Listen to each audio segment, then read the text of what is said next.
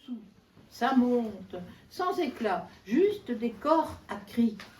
Un enchevêtrement maculé d'allongements retournés face to face, d'ossature et rondeurs enrôlées de muscles colorés à vif. Ce ne sont pas des écorchés, mais des ébats vivants à chair dédoublée. Enfant à perte, il en fut comme d'un fœtus bleu. Mon poème tout seul, celui que je voulais une fois en train, perdu pour toujours.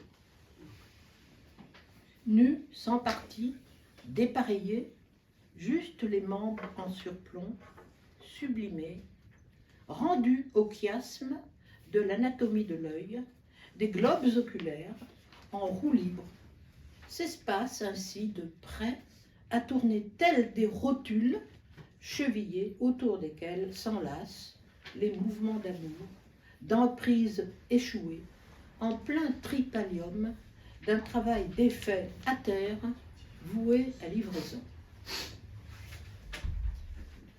Chaîne de prison aux poignets, comme lacets aux chevilles, tiennent ici les moitiés d'Hermaphrodite, deux reliques nées d'Hermès et Aphrodite, doublées d'enfants conçus à même la matrice. Femme au corps de mère, est-il même beau? Quelle femme le voudrait? Nul ne chante l'épopée d'un pareil combat, reliant au spectre maternel un rapport de sexe. Corps de mère, c'est le contraire. À moins d'un désir de mère, Maïa, petite mère, qui enfanta ce rusé d'Hermès.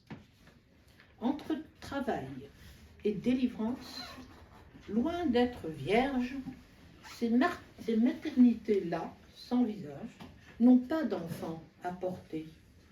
Elles n'exposent ni ne racontent l'histoire d'une conception, sauf par le mystère d'une conversion, d'un vol de tortue en lyre.